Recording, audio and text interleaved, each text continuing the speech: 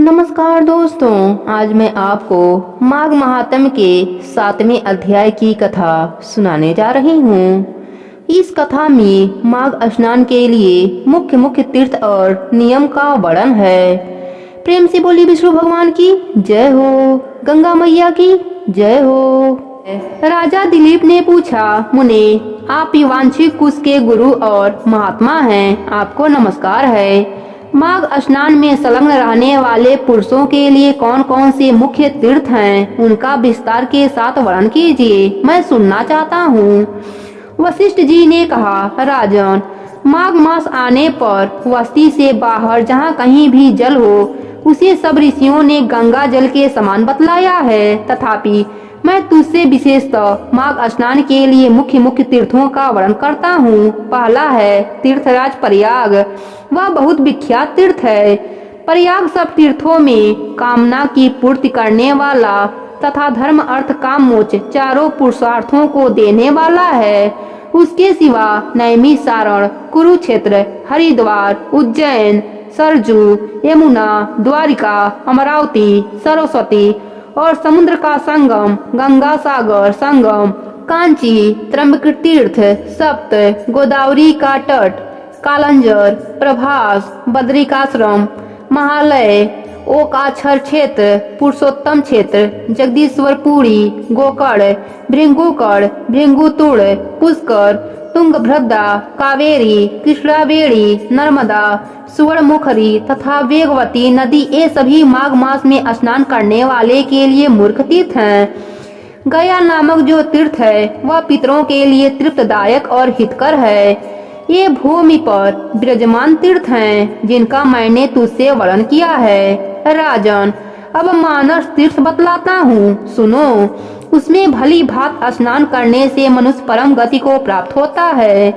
सत्य तीर्थ, क्षमा तीर्थ, इंद्रिय निग्रह तीर्थ, सत्य तीर्थ, क्षमा तीर्थ, इंद्रिय निग्रह तीर्थ, सर्वभूतदायिनी, आर्वर्ज तीर्थ, दान तीर्थ, दम तीर्थ, संतोष तीर्थ, ब्रह्मचर्य तीर्थ, नियम तीर्थ, मंत्र जप तीर्थ, प्रिय भाषण तीर्थ, ज्ञान तीर्थ, धैर्य तीर्थ, अहिंसा तीर्थ, आत्म तीर्थ, ध्यान तीर्थ और शिव स्मरणी तीर्थ, ये सभी मानस तीर्थ हैं।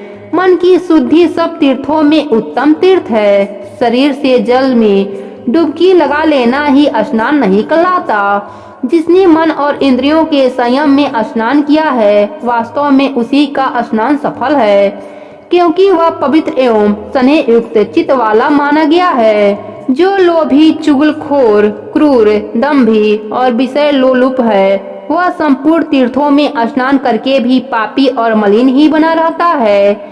केवल शरीर की मैल छुड़ाने से मनुष्य निर्मल नहीं होता, मन की मैल धुलने पर भी वह अत्यंत निर्मल होता है। जलचर जीव जल में ही जन्म लेते और उसी में मर जाते हैं, किंतु इससे वे स्वर्ग में नहीं जाते, क्योंकि उनके मन की मैल नहीं धुली रहती। विषयों में जो अत्यंत आसक्ति होती है उसी को मानसिक मल कहते हैं। विषयों की ओर से वैराग्य हो जाना ही मन की निर्मलता है। दान, यज्ञ, तपस्या, बाहर भीतर की शुद्धि और शास्त्र ज्ञान भी तीर्थ ही है। यदि अंतःकरण का भाव निर्मल हो तो यह सब तीर्थियां ही हैं। जिसने इंद्रिय समुदाय को काबू में कर लिया है वह मनुष्य जहाँ तहाँ निवास करता है। कहीं कहीं उसके लिए कुरुक्षेत्र, नैमिषारण और पुष्कर आदि तीर्थ प्रस्तुत हैं। जो ज्ञान से पवित्र, ध्यान रूपी जल से परिपूर्ण और राग द्वेष रूपी मल को धो देने वाला है, ऐसे मानस तीर्थ में जो स्नान करता है वह परम गति को प्राप्त होता है। राजन, यह मैंने तुम्हें मानस तीर्थ का लक्षण बतलाया है। अब भूतल के तीर्थों की पवित्रता का कारण सुनो।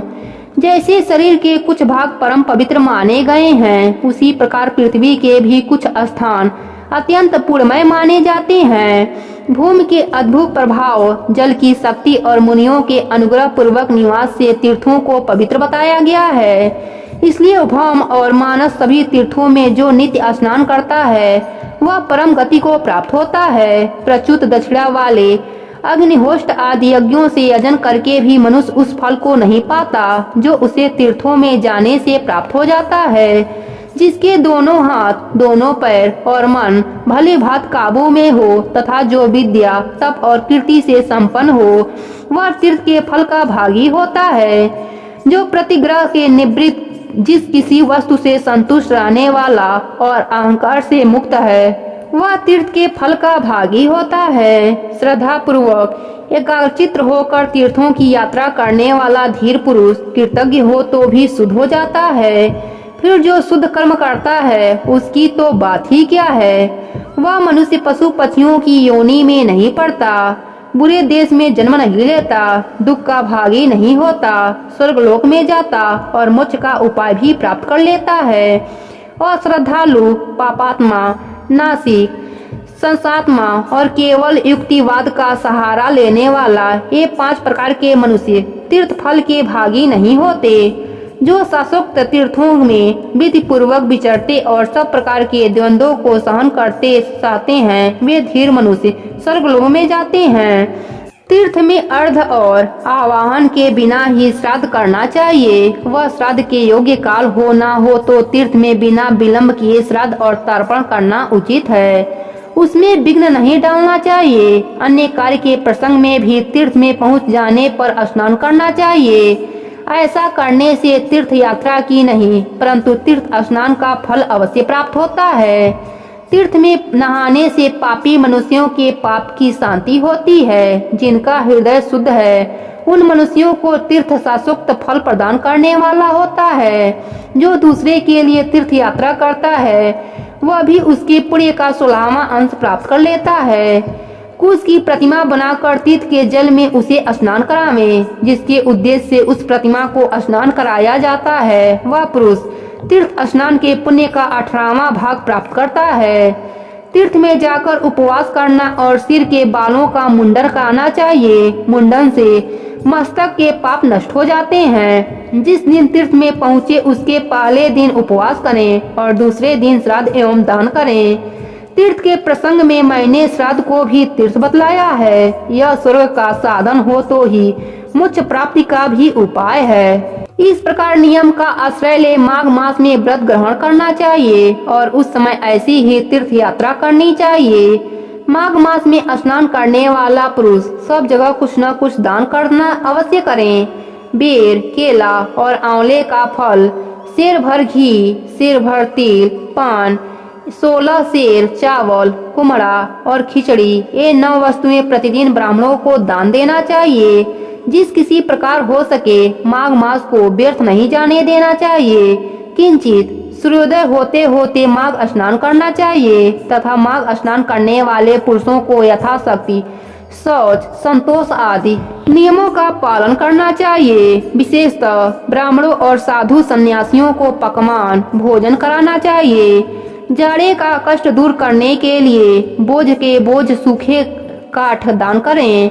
रुई भरा अंगा, सैया, गद्दा, यज्ञोपवीत, लाल वस्त्र, रुईदार रजाई, जायफल, लौंग, बहुत से पान, विचित्र विचित्र कंबल, हवा से बचने वाले गृह, मुलायम जूते और सुगंधित उपटन दान करें। माघ स्नान पूर्वतः घी, कंबल, पूजन सामग्री, काला अगर धूप, मोटी बत्ती वाले दीपक और भांति भांति के नैवेद्य से माघ स्नान जनित फल की प्राप्ति के लिए भगवान माधव की पूजा करें। माघ मास में डुबकी लगाने से सारे दोष नष्ट हो जाते हैं और अनेकों जन्म के उपार्जित संपूर्ण महापाप तत्काल विलीन हो जाते हैं। यह माघ स्नान की मंगल का साधन है।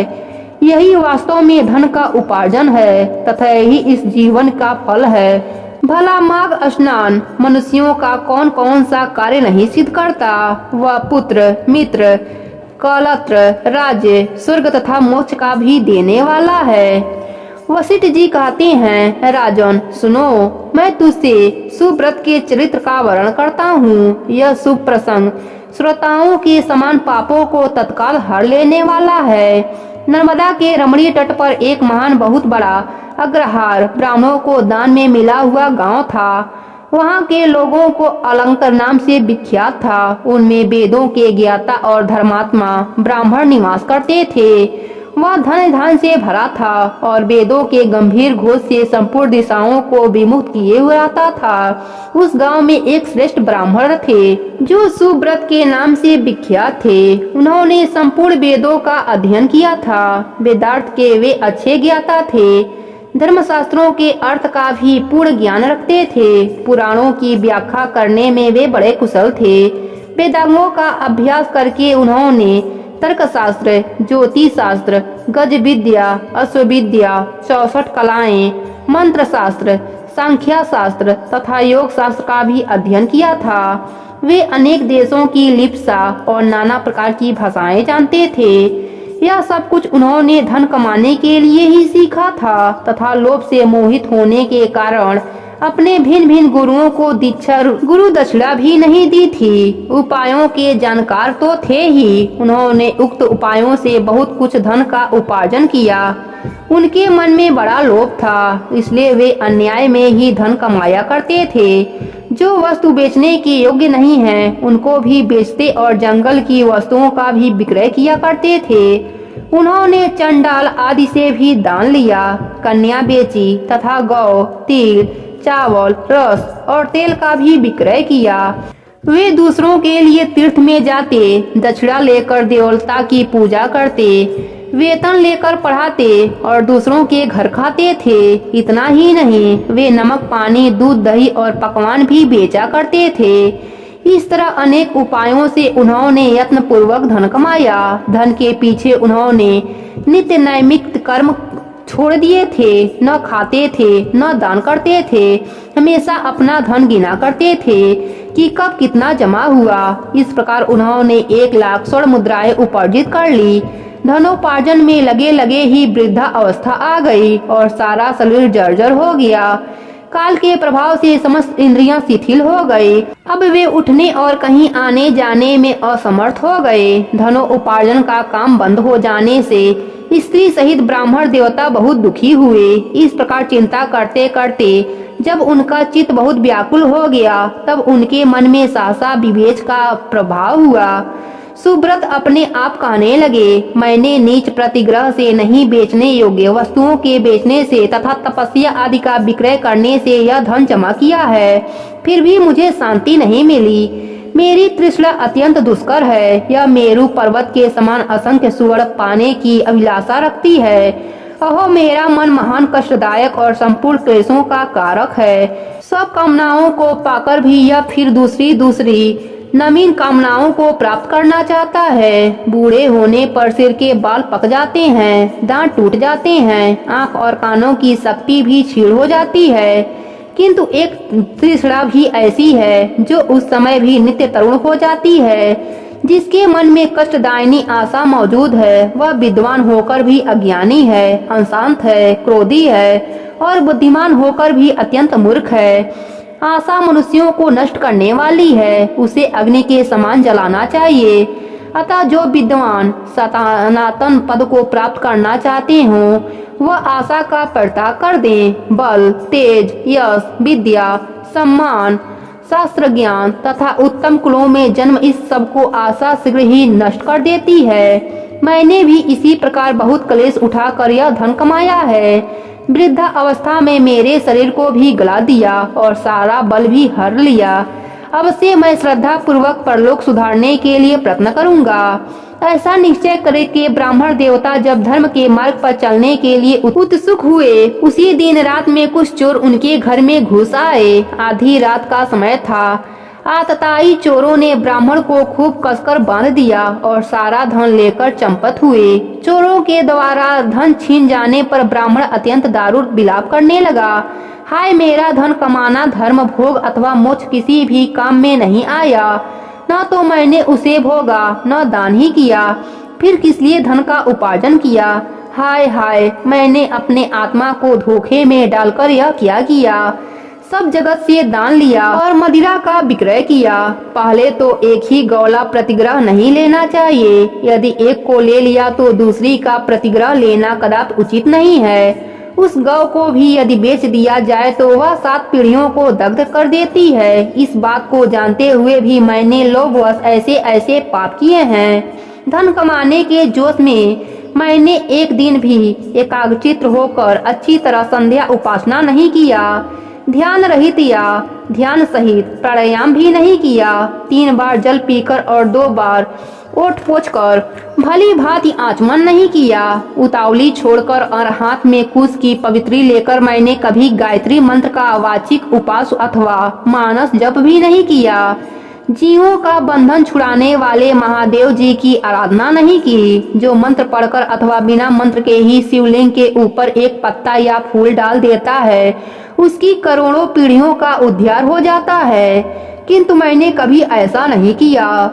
संपूर्ण पापों का नाश करने वाले भगवान विष्णु को कभी संतुष्ट नहीं किया। 5 प्रकार की हत्याओं के पाप शांत करने वाले पंच यज्ञों का अनुष्ठान नहीं किया। स्वर्गलोक की प्राप्ति करने वाले अतिथियों के सत्कार से भी वंचित रहा। सन्यासी का सत्कार करके उसे अन्न की भिक्षा नहीं दी। ब्रह्मचारी को विधि पूर्वक अतिथि के योग्य भोजन नहीं दिया। मैंने ब्राह्मणों को भांति भांति के सुंदर एवं महीन वस्त्र नहीं अर्पण किए। सब पापों का नाश करने के लिए प्रज्वलित अग्नि में घिसे भीगे हुए मंत्रपुत तिलों का हवन नहीं किया। श्री सूक्त, पावन मानी, ऋचा, मंडल ब्राह्मण, पुरुष सूक्त और परम पवित्र शतरुद्रीय मंत्र का जप नहीं किया। पीपल के वृक्ष का सेवन नहीं किया। अर्क त्रयोदशी का व्रत त्याग दिया, वह भी यदि रात को अथवा शुक्रवार के दिन पड़े तो तत्काल सब पापों को हरने वाली है, किंतु मैंने उसकी भी उपेक्षा कर दी। ठंडी छाया वाले सघन वृक्ष का पौधा नहीं लगाया। सुंदर सैया और मुलायम गद्दा का दान नहीं किया। पंखा, छतरी, पान तथा मुख को सुगंधित करने वाली और कोई वस्तु भी ब्राह्मण को दान नहीं दी। नित्य श्रद्धा, भूत बलि तथा अतिथि पूजन भी नहीं की। उपयुक्त उत्तम वस्तुओं का जो लोग दान करते हैं, वे पुण्य के भागी मनुष्य यमलोक में यमराज को, यमदूतों को और यमलोक की आत्माओं को नहीं देखते। किंतु मैंने यह भी नहीं किया। गौओं को ग्रास नहीं दिया, उनके शरीर को कभी नहीं खुजलाया। कीचड़ में फंसी हुई गौओं को गौलोक में सुख देने वाली होती हैं, मैंने कभी नहीं निकाला। याचकों को उनकी मुंह मांगी वस्तुएं देकर कभी संतुष्ट नहीं किया। भगवान विष्णु की पूजा के लिए कभी तुलसी का वृक्ष नहीं लगाया। शालिग्राम शिला के तीर्थमूर्त चरणामृत को कभी नहीं पिया, न मस्तक पर चढ़ाया। एक भी पूर्णिमई एकादशी तिथि को उपवास नहीं किया। शिवलोक प्रदान करने वाली शिवरात्रि का भी व्रत नहीं किया। वेद शास्त्र, धन, स्त्री, पुत्र, खेत और अठारी आदि वस्तुएं इन लोक से जाते समय मेरे साथ नहीं जाएंगे। अब तो मैं बिल्कुल असमर्थ हो गया, अतः कोई उद्योग भी नहीं करूंगा। क्या करूं, कहाँ जाऊं? हाय, मुझ पर बड़ा भारी कष्ट पड़ा। मेरे पास परलोक का राह खर्च भी नहीं है। इस प्रकार व्याकुचित होकर सुव्रत ने मन ही मन विचार किया। अहो, मेरी समझ में आ गया, आ गया, आ गया। मैं धन कमाने के लिए उत्तम देश कश्मीर को जा रहा था। मार्ग में भागीरथी गंगा के तट पर मुझे कुछ ब्राह्मण दिखाई दिए, जो वेदों के पारगामी विद्वान थे। वह प्रातः काल माघ स्नान करके बैठे थे। वहाँ किसी पौराणिक विद्वान ने उस समय यह आधा श्लोक कहा था। माघ मास में शीतल जल के भीतर डुबकी लगाने वाले मनुष्य पाप मुक्त हो स्वर्गलोक में जाते हैं। पुराण में से मैंने इस श्लोक को सुना है, यह बहुत ही प्रामाणिक है, अतः इसके अनुसार मुझे माघ का स्नान करना चाहिए। मन ही मन ऐसा निश्चय करके सुव्रत ने अपने मन को सुस्थिर किया और 9 दिनों तक नर्मदा के जल में माघ मास का स्नान किया। उसके बाद स्नान करने की भी शक्ति नहीं रह गई। वे 10वें दिन किसी तरह नर्मदा जी में गए और विधि पूर्वक स्नान करके तट पर आए। उस समय शीत से पीड़ित होकर उन्होंने प्राण त्याग दिया। उसी समय मेरुगिरी के समान तेजस्वी विमान आया और माघ स्नान के प्रभाव से सुव्रत उस पर आरूढ़ हो स्वर्गलोक को चले गए। वहाँ एक मनवंतर निवास करके वह पुनः इस पृथ्वी पर ब्राह्मण हुए। फिर प्रयाग में माघ स्नान करके उन्होंने ब्रह्मलोक को प्राप्त कर लिया। माघ महात्म्य की इस कथा को पढ़ने अथवा सुनने से माघ मास में प्रयाग स्नान का फल प्राप्त हो जाता है। प्रेम से बोलिए विष्णु भगवान की जय हो, गंगा मैया की जय हो।